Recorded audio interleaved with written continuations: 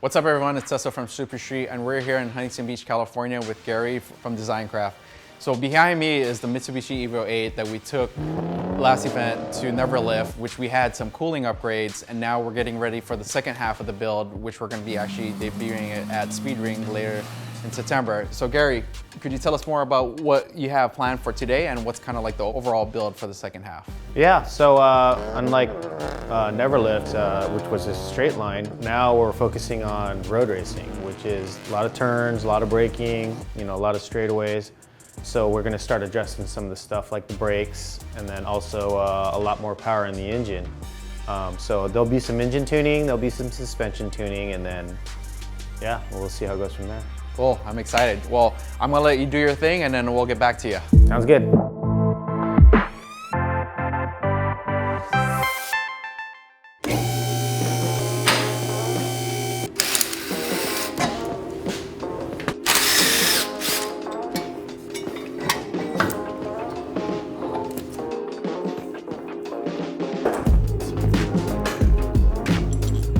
When pressing in these studs, the most common thing you want to look for is just the fact that the alignment of the stud is pressed in all the way.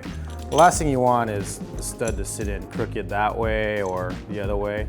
Granted, it will line up pretty close, but later on what I'll show you is how little off it can be, and it'll actually make a really big difference.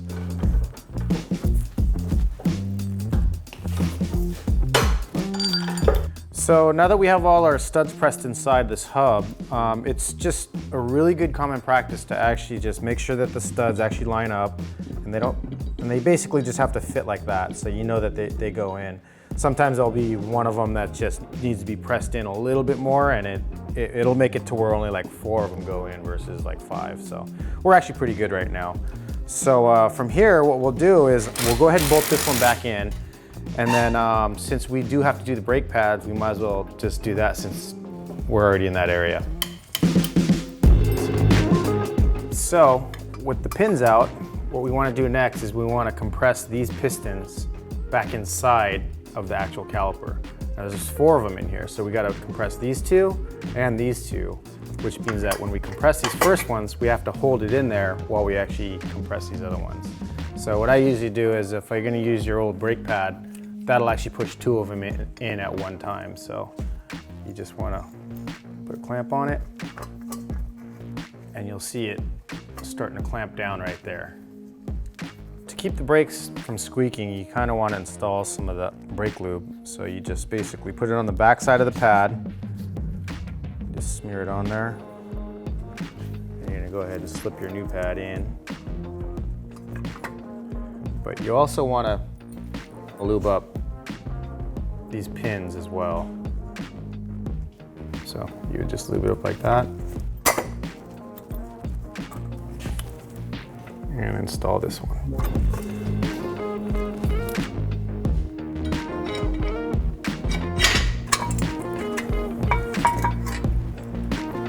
Okay, so now that our wheel studs are pressed into the hub and our brake pads are on, we're gonna go ahead and not replace the rotors, because these were literally like next to brand new. So we're gonna go ahead and stick with these ones.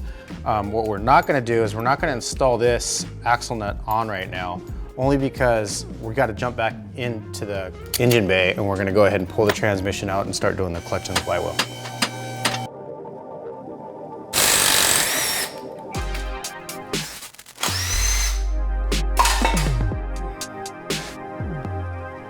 Okay, so with the Egg City flywheel, what you'll notice that there's one hole that's a little bit smaller size and it's not on center with the rest of them.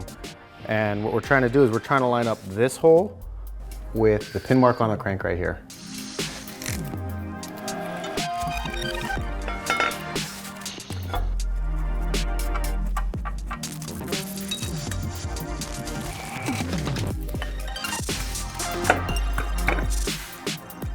Now the other thing you want to make sure that you do is we actually add a little bit of Loctite on each one of these flywheel bolts.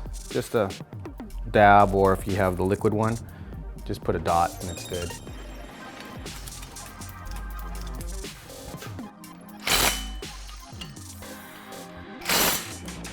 Okay, so with this Egg City twin disc, what you're going to notice is there's a TM side and another TM side. That just basically means transmission side. The other one right here says FW side and TW side. So that's basically flywheel side. So this is gonna be the first one that you actually load. There's blue paint marks on these discs. There's also a blue paint mark right here on the flywheel, and there's also one on the floater plate too. So you wanna make sure that you line up all those blue marks because this thing was basically balanced as a whole assembly. Since we had the transmission out, we decided to end up putting a black flag center diff inside of the transmission. So that's all fastened up inside there, and the last thing we gotta do is just install the transfer case.